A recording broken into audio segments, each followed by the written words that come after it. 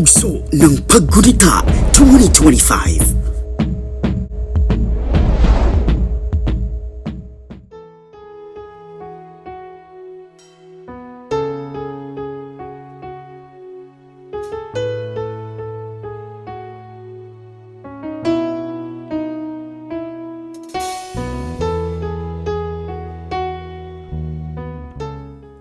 Pitong mahalagang gawain ang ating narating sa paggunita sa buhay na alaala ng dalawang haligi ng ating pananampalataya at higit sa lahat, paraan ito upang papurihan at parangalan ang tunay at nag-iisa, bugtong at buhay na Diyos ng mga Diyos, Panginoong Hesukristo na pinakamakapangyarihan sa lahat.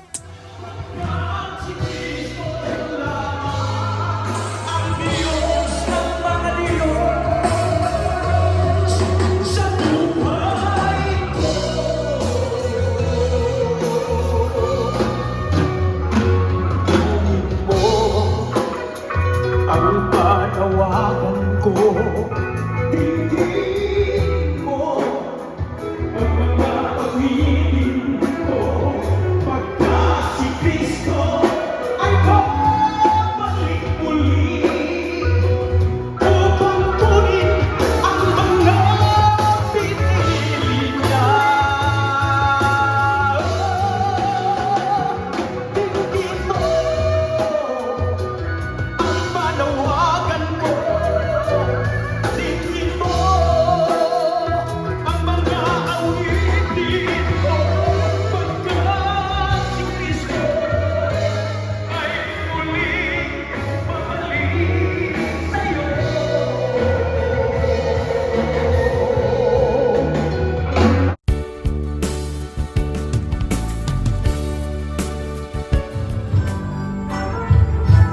Ngunit ngayon, ibinalikan sa huling kasaysayan ng daigdig, sapagkat ang bisa mo ay kapangyarihan ko.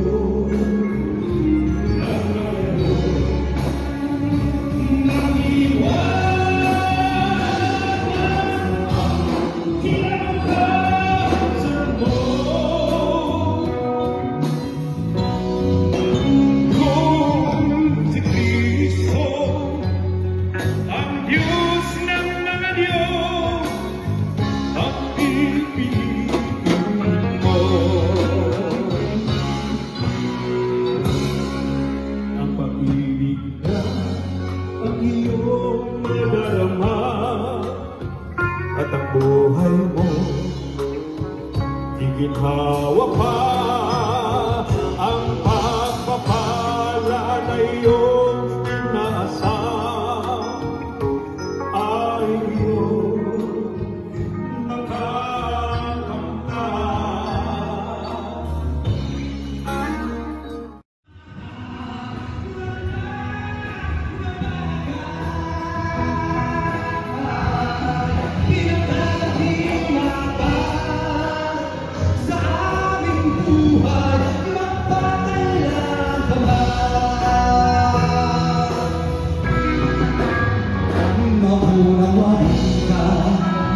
Sa lahat namin pangangailangan. Nakita ko si Nanay Lilia Masikat. Nandiyan ba si Melody? Isang Melody na sikat Landers. Ang klase niya sa madaling araw. Alam niyo, itong tanggalang Revelation, buhay na saksi at patotoo si Ate Sita Bolarda dahil hindi nawawala sa mga gawain niyan kahit sandako. Nasaksihan niya kung gaano kami kaunti nung nagkakagulo na naman tayo, nung sinusubok na naman ang ating pananampalataya. Pero ito sila ngayon, mga kaibigan, mga kapatid. Hindi na sayang yung pagpapagal natin na makaisa sila. Palakpakan po natin ang bugtong at buhay na Diyos sa mga Diyos. Panginoong Jesucristo na pinakamakapangyarihan sa lahat. Grabe, ang dami niyo na. Sino mag-aakala, nalalago kayo? Alam niyo itong mag-asawang ito, pagkausap ko, nararamdaman ko yung panlulumo nila. Nararamdaman ko na gulong-gulo yung isipan na. Ito si Ate Karina. Alam ninyo, ayaw lang niya masaktan tayo, pero pinapakita niya yung tatag niya kahit na mayroong bumabagabag sa dibdib niya. Pero nakita niyo ngayon itong mag-asawang ito, ang ating mga kapatid. Hindi na sayang ang pagpapagal mo, Brother Jason.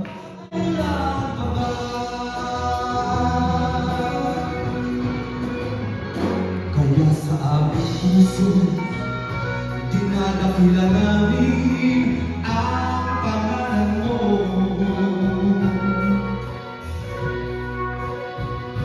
Hindi namin mababayaran ang kamatayan mo. Dahil sa aming mga kasalanan, ay nagdusa ka.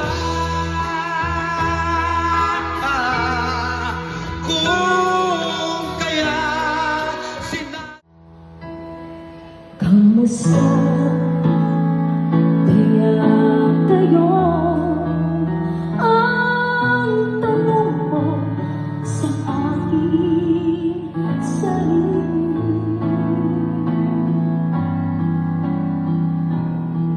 Sulitin kaya kayo katulad ng dati. Sana'y di nalulungkot, masaya parating. Di tulad ko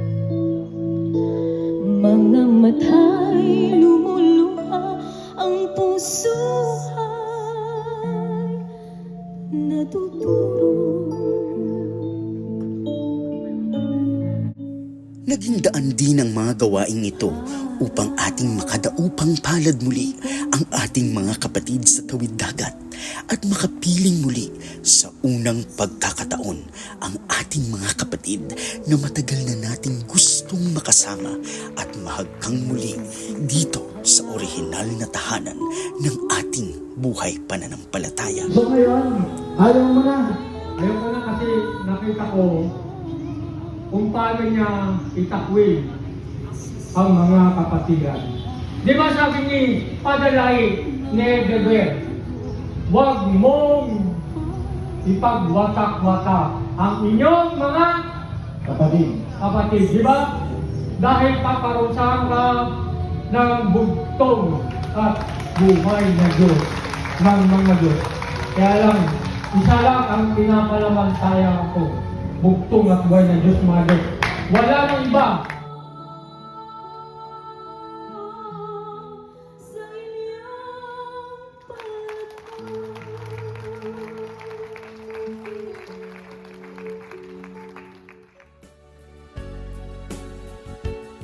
Sakripisyo at pagmamahal ang tanging baon natin para sa pagpapatuloy ng makasaysayang mga gawaing ito.